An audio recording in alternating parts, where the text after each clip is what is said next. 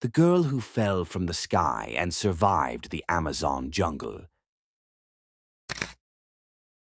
Imagine falling 3 kilometers from the sky, through thunder, through fire, crashing into the darkest jungle on Earth, and surviving. This is the terrifying story of Juliane Koepke, the girl who should have died, but didn't. It was Christmas Eve, 1971.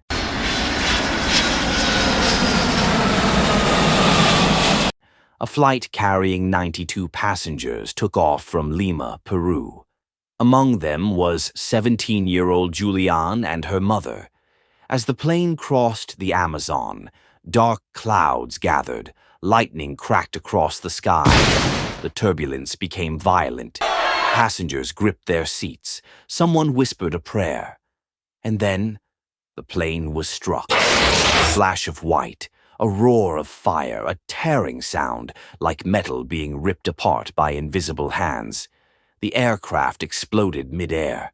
Juliane felt herself being pulled out into the open sky, still strapped to her seat. Spinning through clouds, wind howling in her ears. Then everything went black. When she opened her eyes, she wasn't in heaven. She was in hell. The Amazon rainforest, rain pouring. Insects screaming, the ground soaked in mud and blood. She realized something horrifying. She was the only survivor. Juliane had a broken collarbone, deep cuts on her arms and legs, no shoes, no food, no tools. The jungle around her was alive, but not in a comforting way. The Amazon is home to jaguars, poisonous snakes, flesh-eating piranhas, and silent killers like parasites and infection. But Juliane had one advantage. Her parents were biologists. She had grown up learning the rules of the rainforest. And now, those lessons were the only thing keeping her alive. Juliane knew something most adults wouldn't. If you find a stream and follow it, it may lead to people. So she began walking, slowly, limping, bleeding. The water was cold, but it kept her wounds clean. But the jungle was merciless. At night, she heard animals breathing in the dark. Mosquitoes covered her skin. Her wounds became infected. Maggots began growing inside the open flesh on her arm. Yes, maggots. Most people would panic. She didn't. She used gasoline she later found in an abandoned boat to burn them out.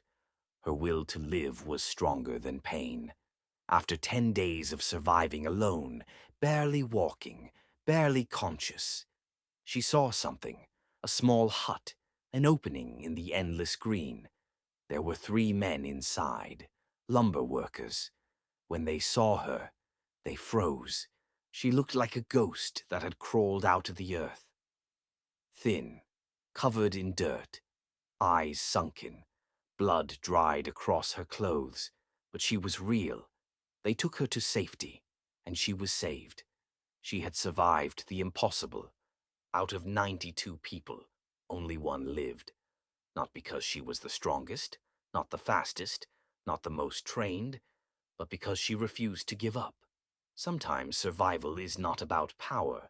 It is about clarity, about the will to take one more step, even when the world has already given up on you. If this story held your breath for even a moment, subscribe to Explain Spot, where we uncover the human stories that feel impossible, but true.